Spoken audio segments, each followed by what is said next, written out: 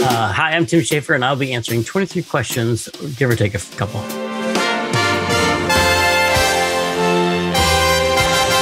Who's Tim Schafer? Tim Schafer talks about himself in the third person. He's the studio head of Double Fine Productions, and he's made video games for about 30 years, but he's young at heart. What does Tim stand for? I stand for, I try to stand up for creativity in games. I'll say, trying to fight for games being as creative as possible and for the team having a quality of life that's as high as possible.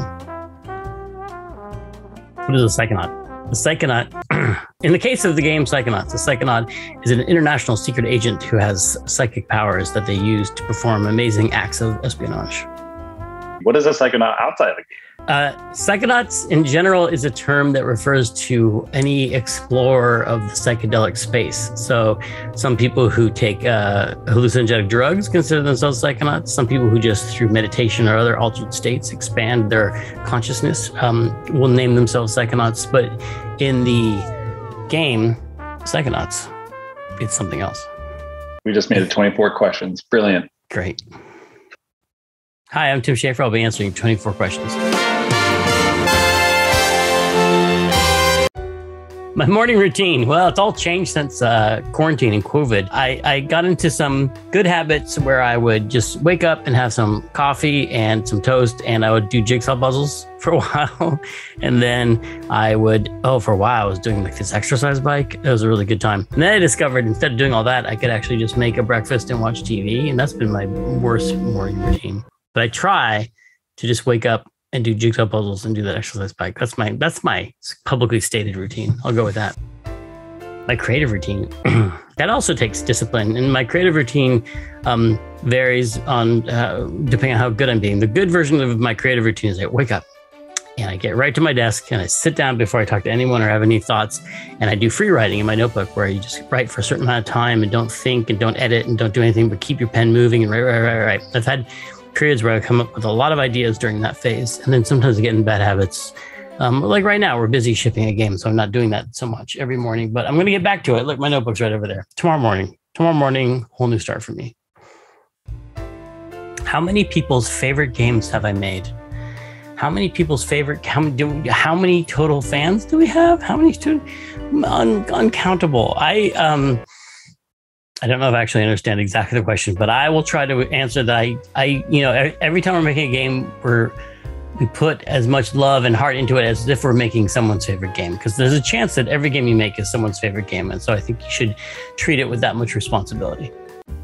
My first job, I sold newspapers when I was really young. I was an usher in a movie theater, worked in a computer store.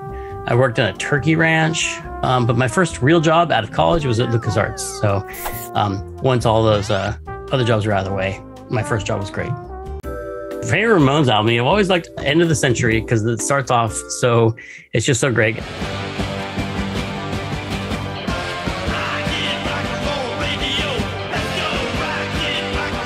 And also that was I think the first one I heard. And it's often with these things, the first thing you heard really blows your mind. And so Trinity and Jungle, I like the older one that has Judy's a Punk on it. I don't know. There's a lot of good ones. I have them all downstairs. I just put them all in little plastic protective cases. That's how nerdy I'm getting. Most listened to album while writing Psychonauts 2. Oh my gosh, I didn't want to say. They were different albums when I was writing like Grim Fandango and Full Throttle. And on Psychonauts 2, I listened to a lot of my Discover Weekly playlist on Spotify, which brought a lot of weird songs into my repertoire. But I was trying to listen to a lot of new music and strange music. But I have a playlist on Spotify of just my favorite metal songs. And I listen to them over and over again because I know them so well. They're very not distracting. They help me focus. So my metal playlist on Spotify, I think, is what I listen to the most, which is public. Go ahead and check it out. It's the best metal. If I weren't in games, I'd obviously be in a rock band. I'm super cool like that. But likely, I didn't know I could get a job in games. And so I was learning computer science so I could be a database programmer. So maybe I'd be a sad database programmer. That's a good job. I don't mean to put that. If you're a database programmer, you're not sad. I'm not. I'm just saying compared to doing what I do now, I would personally, I shouldn't have answered this question. That's my answer. Most unusual interests. I mean, my interests are pretty mundane. I mean, I do like during quarantine, I've gotten into jigsaw puzzles and retro video games. And I really liked, when I was a kid, I was really obsessed with rubber stamps. You know, like I would collect rubber stamps, those little inked rubber stamps. I had catalogs of them. I would study them. I would, oh man, whew, that was a weird hobby. What character have you made that you relate to the most? I mean, obviously, Eddie Riggs is basically based on me, my muscles and everything. One of the challenges is making characters that aren't you, because I think a lot of people are just write in their own voice. When they write a character, they write like they talk. And I think you've got to make a character that's really specific and real and is alive and is different from you. You know, I was really surprised when I was writing Grim Fandango that Manny Calavera said a lot of things about his philosophy on life. And it's like, that's not mine. I wonder where that's coming from. That just comes from kind of Manny talking to you. Bound only by the paper-thin wrapper of mortality, a soul here lies, struggling to be free, and so it shall, thanks to a bowl of bad gazpacho.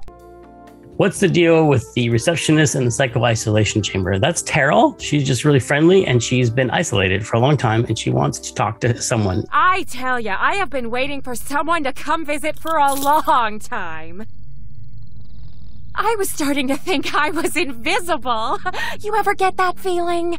And she wants to guess your name because she's just trying to make conversation. And depending on what the player does, they can totally ignore poor Terrell, and it just makes her keep guessing because she really is. She's doing the work. She's doing the work to reach out, and you can talk to her or you can ignore her. That's the player's choice. But I think you should talk to her. I feel bad for her. Can you believe he even finds me overwhelming? What's the deal with Sasha 9 lamp? Well, that's the piece of missing dialogue that people don't know because I never actually wrote it down. So tacky. I can't look directly at it. Sasha has kind of a Bauhaus style, and he doesn't like cheap imitation Tiffany lamps, but real nice examples of Craftsman era, mid-century stained glass lamps meet his approval, and he has one in his office in Psychonauts 2. So he likes the real deal. He likes the Craftsman movement, but he doesn't like cheap doily type imitation Tiffany lamps. It's bad taste. What has Linda been up to? Well, I imagine Linda has been hanging out with Mr. Pokelope. And what name is that, noble lake creature? Linda. What a magical lady. And sit in the mud and, you know, forming her little mucus sac to protect her from the dry spells of the weather, and watching a lot of TV. Stealing kids' brains. No, she doesn't do that anymore. She's reformed.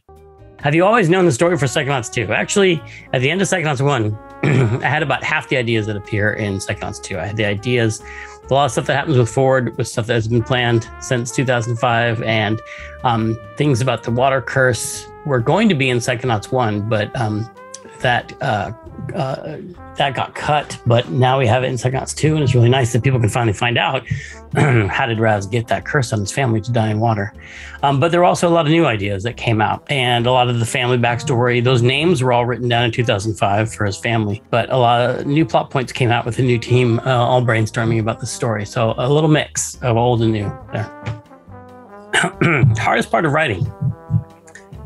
Hardest part of writing is writing. Oh my God, I can't talk. Hardest part of writing is talking. I'm not going to make it through all these questions.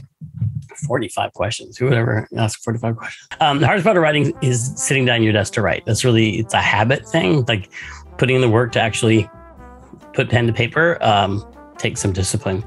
And then when you do the work to do the backstory, all the characters, get to know them, the actual writing can kind of flow. You know, you're doing a lot of dialogue. Then there's a lot of, because of the way that I do it for games, I make a lot of backstory and then just touch on that backstory at various points in the game. And some of the hardest points near the end of the game is remembering, have I explained everything you need to know about the backstory? Or are people going to be really confused? And when we playtested Psychonauts 2, there are a couple of major plot points. I was like, oh, that's right. We never explained that so-and-so was related to so-and-so. And so I had to go back and add some dialogue to explain some plot points. So it's important to playtest your writing. What would your brain level theme be? Oh, that's a level of introspection that I don't know if I'm capable of. I mean, you go in my brain. Right now, it's filled with cats because there's cats all over this house, and they kind of get into places they shouldn't be, like my brain. I think a lot about video games. I don't know exactly what my brain would look like inside my brain, but no mushrooms, that's for sure. No mushrooms. I hate mushrooms. Biggest inspiration for Psychonauts 2 besides Psychonauts 1, I assume. You know, there's a lot of different inspirations for Psychonauts 2. Psychonauts 1 was actually inspired a lot of like a psychology of dreams class I took in college, and also some Hong Kong movies with a little martial arts master that was only like 10 years old. It was very inspiring for Raz. And for Psychonauts 2, they are, whereas the first game relied a lot on Freudian psychology, I think the Psychonauts 2 has a lot of Jungian psychology, if you will, just to sound super pretentious about it. There's also inspirations like Yellow Submarine, and there's inspirations like... You're going to cut this part out when I'm quiet, right?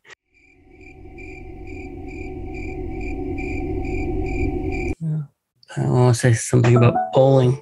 Oh, I forgot to turn off my notifications. Game to have the biggest impact on you.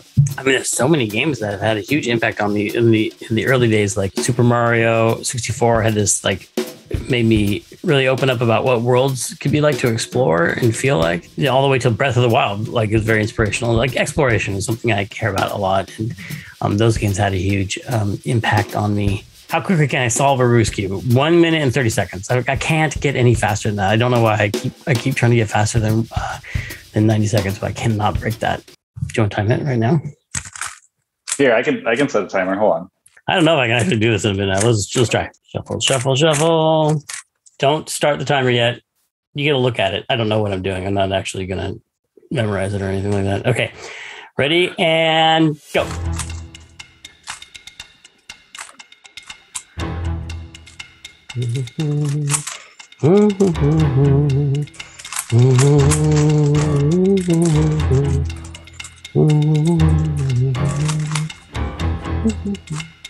Should be faster in this part.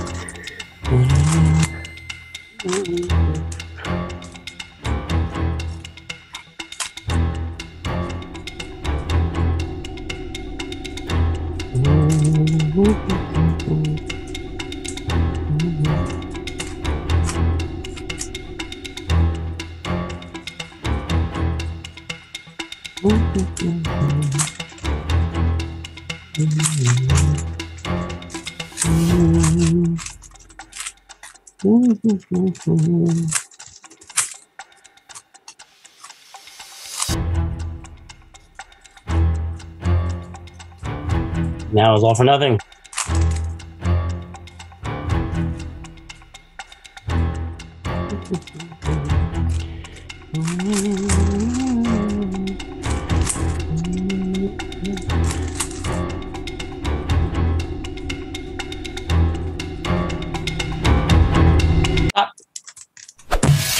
What's my That was a minute and 20 seconds. Oh, I made it! Yes! New record! Minute 20. Yeah. Take that, blindfolded kid who can do it in 6 seconds. Well, thank you for being here for this historic record-breaking moment. I hope you enjoyed listening to these questions, however many of them they were. And thanks for watching. This is the first time I've done a Rubik's Cube during an interview for time. Really? Official timing, yeah.